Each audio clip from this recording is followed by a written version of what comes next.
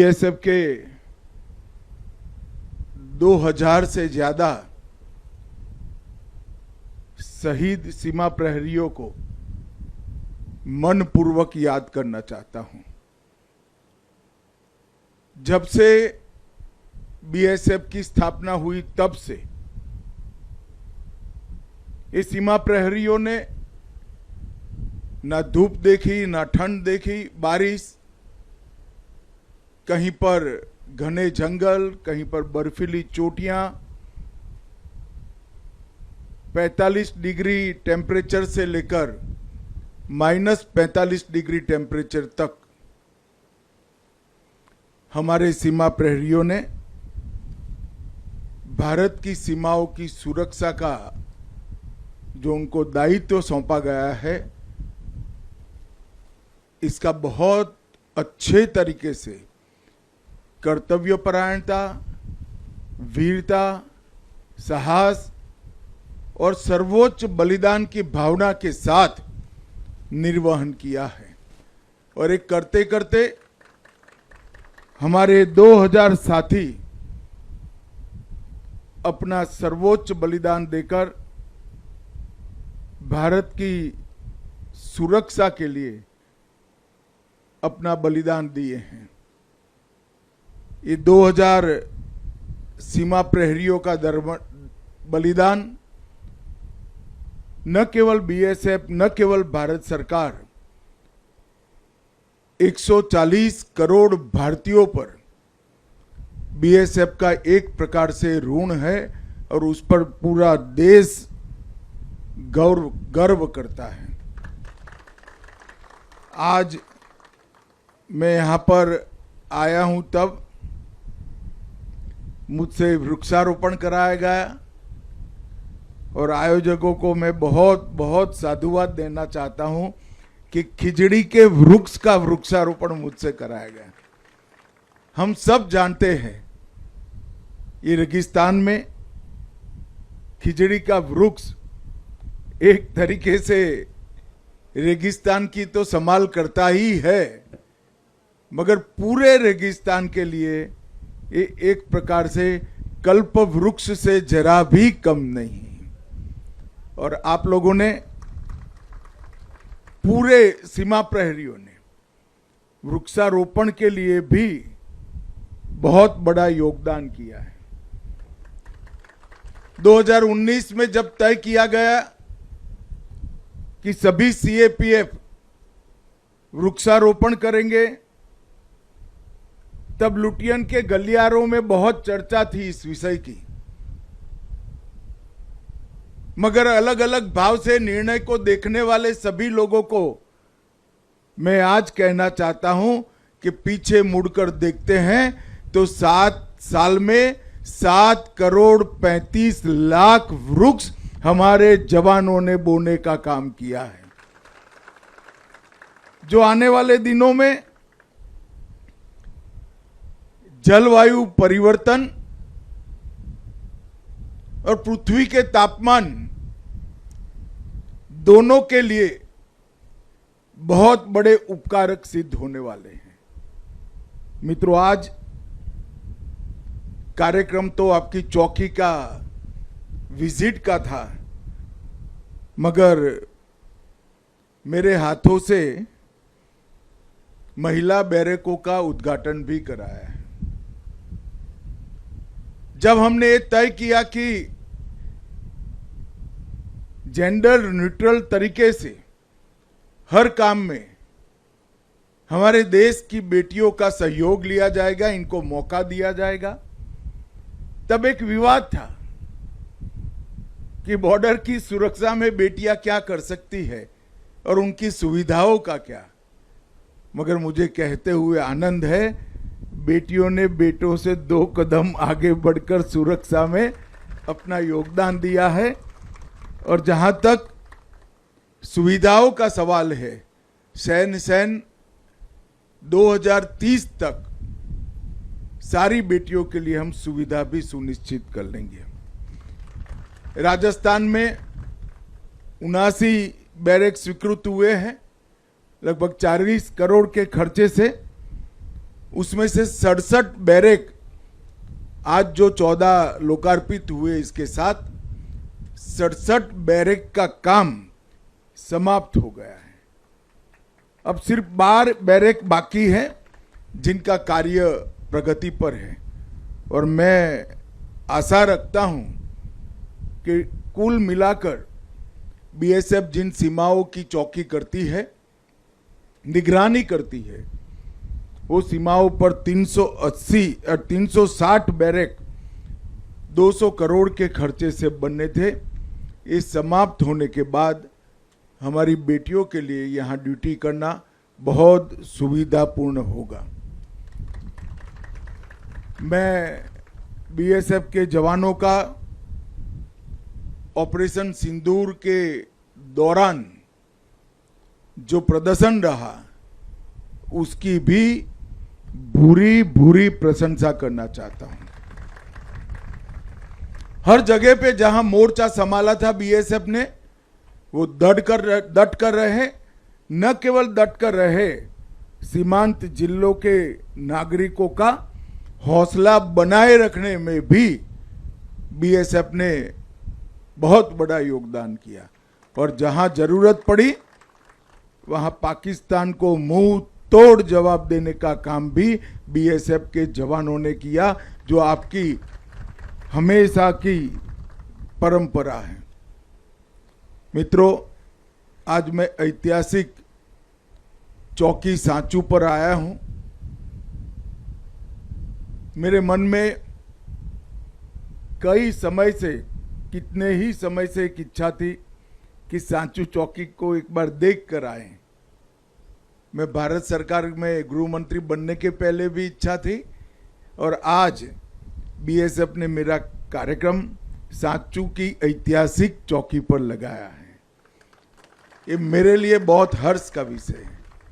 1965 के पाक भारत युद्ध में उस समय सांचू की आबादी उस समय भी 500 से ज्यादा थी, और आरएसी की चौकी यहां से लगभग 25 किलोमीटर पीछे थी। रणजीतपुरा गांव है, वहां पर थी। मगर जब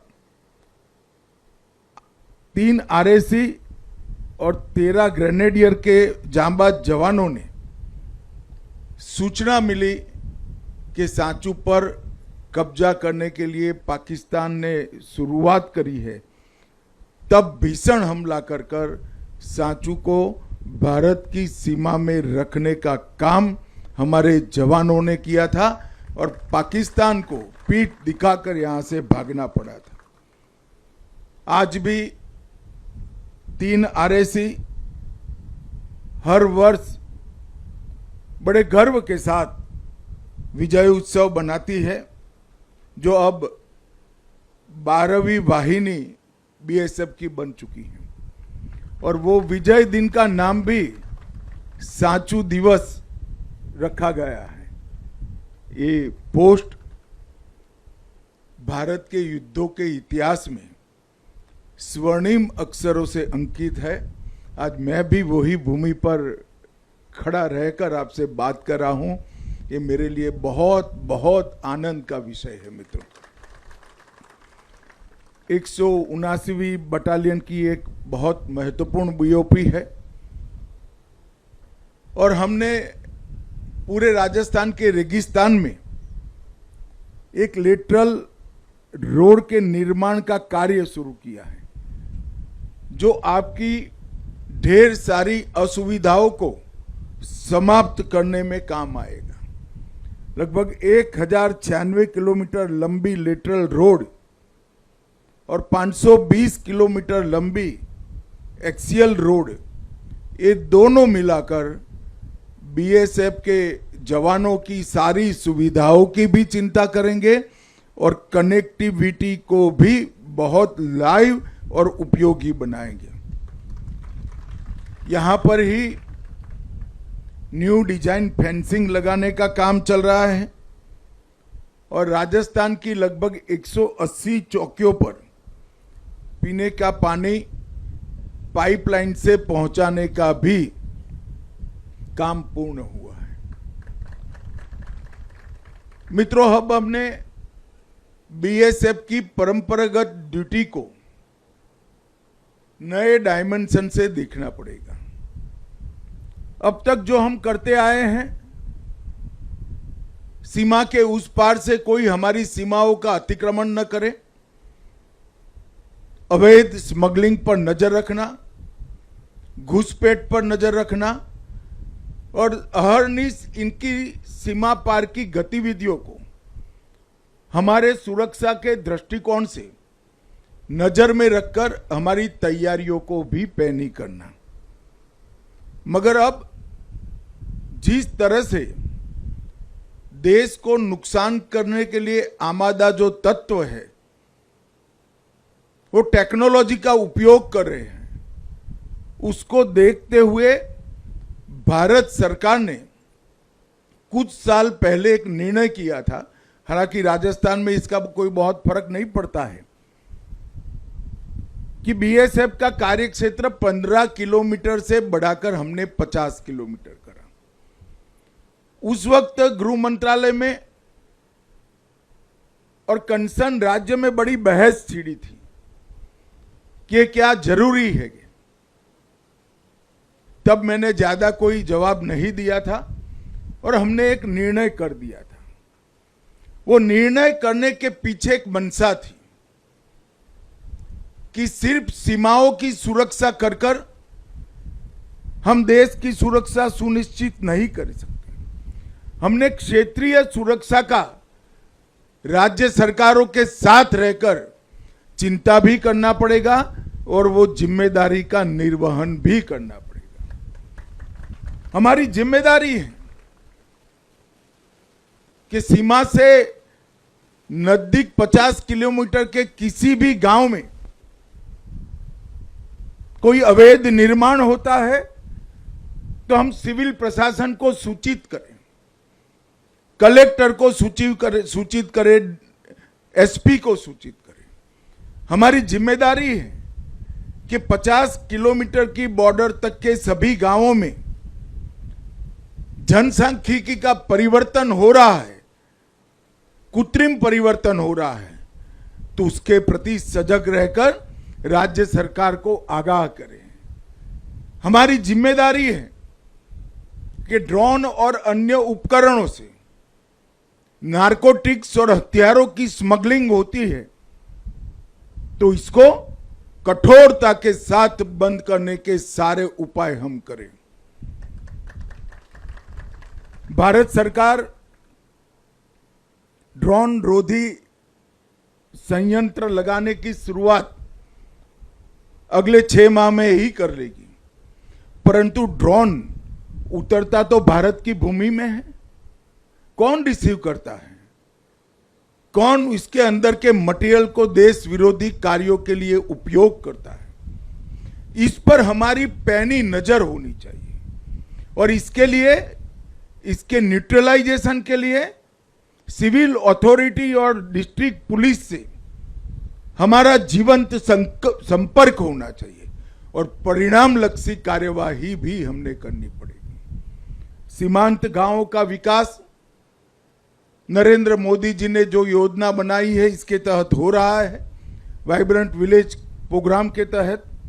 इसमें बीएसएफ ने लीड लेनी चाहिए और राज्य सरकार और भारत सरकार दोनों की जन कल्याण की योजनाओं का सीमांत गांवों में 100% सैचुरेशन आए, इसके लिए भी हमने काम करना है। यहाँ की प्राइमरी स्कूलें, सेकेंडरी स्कूलें और हायर सेकेंडरी तक हम लोगों का बच्चों से, किशोरों से और युवाओं से संवाद होना चाहिए। सीमांत गांव में रखने वाली सभी जागरूकता से हमारी आने वाली पीढ़ियों को हमें जागरूक करना पड़ेगा।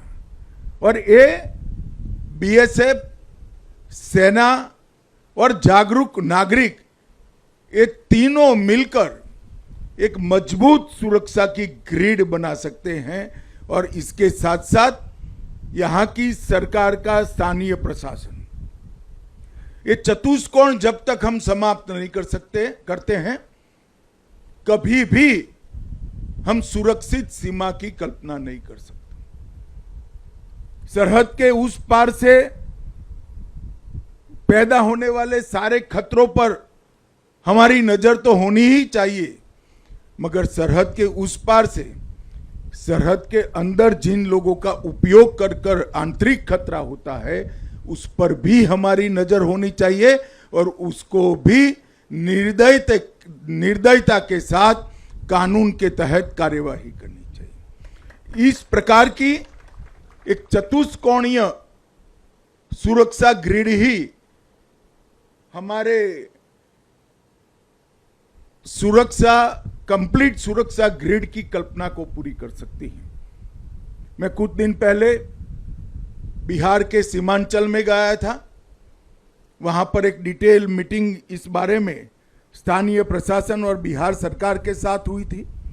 आज भी दोपहर के बाद स्थानीय प्रशासन, मुख्यमंत्री जी और सीमा सुरक्षा बल के डीजी और गृह मंत्रालय की एक संयुक्त मीटिंग है। इसके बाद कच्छ की सरहद पर मीटिंग है। इसके बाद त्रिपुरा की बॉर्डर पर मीटिंग है और अंततोगत्वा बंगाल में भी ये मीटिंग को हमने सुनिश्चित कर दिया है। तो बीएसएफ की एक प्रकार से दोनों देशों की बॉर्डर जो आपकी सुरक्षा का जिम्मा है, वहां पर हमने चतुष्कोणीय सुरक्षा ग्रिड को मजबूत करना है। एक प्रकार से कई लोग उसको 4 लेयर कहने का प्रयास करते हैं। ये 4 लेयर नहीं है। किसी भी खतरे के लिए चारों चार की संयुक्त जिम्मेदारी करनी है और इसीलिए मैं चतुष्कोणीय ग्रिड का नाम देता हूं। मित्रों, 2014 में नरेंद्र मोदी जी के प्रधानमंत्री बनने के बाद इस देश के सुरक्षा परिदृश्य में आमूलचूल परिवर्तन आए हैं। सेना का आधुनिकीकरण हो रहा है। हमारी बॉर्डर सिक्योरिटी फोर्सेस का भी हम बहुत अच्छे तरीके से एक प्रकार से कंप्लीट सुरक्षा सुनिश्चित हो उस तरह से आधुनिकीकरण करने जा रहे हैं। और जहां जहां भी कुछ बड़े प्रयास आतंकवादियों द्वारा किए जाते हैं, वहां रूथलेसली उनको मुंह तोड़ जवाब भी देने की नीति भारत सरकार ने अपनाई। मगर मैं मानता हूं कि प्रयास होने के बाद हमें जवाब देना पड़े, ये स्थिति ठीक नहीं है। हमें सुनिश्चित करें कि कोई प्रयास करने की हिम्मत ही न करे, ऐसी सीमा बनाने की जिम्मेदारी हमारी है। और यह वाइब्रेंट विलेज प्रोग्राम और ये चतुष्कोणीय सुरक्षा ग्रिड के माध्यम से ही हो सकता है। मित्रों, आज इस ऐतिहासिक चौकी पर सुबह 7 बजे से जहां गर्मी शुरू हो जाती है, दूर दूर तक रेगिस्तान दिखाई पड़ता है। वहां अपने घर से दूर अपने जीवन का सुवर्ण काल आप भारत माता को समर्पित कर रहे हैं। हम सबके हृदय में आपके लिए मान, सम्मान और गौरव की भी लागणी है। वो इसलिए है कि आज सीमा के अंदर सिविलियन, हमारे देश के नागरिक चैन की नींद इसलिए सो पा रहे हैं कि सीमा पर मेरे सीमा प्रहरी अहर्निश दिन रात ये ड्यूटी निभा रहे हैं। मैं पूरे देश की ओर से सिंबॉलिक तरीके से सांचू चौकी के जवानों के माध्यम से सारे बीएसएफ के सीमा प्रहरियों को बहुत बहुत संवेदना के साथ प्रणाम करना चाहता हूं कि आपका ये पराक्रम, आपकी देशभक्ति, आपकी साहस और आपकी वीरता ये देश को सुरक्षित बनाए हुए है। आपकी सुविधा के लिए भारत सरकार कोई कमी नहीं छोड़ेगी और विश्व की अच्छे से अच्छी टेक्नोलॉजी भी अगले 1 साल में आपको उपलब्ध कराई जा रहेगी, मगर इस सब के साथ भी आपका समर्पण का मूल्य कम नहीं होगा, ये सुनिश्चित है।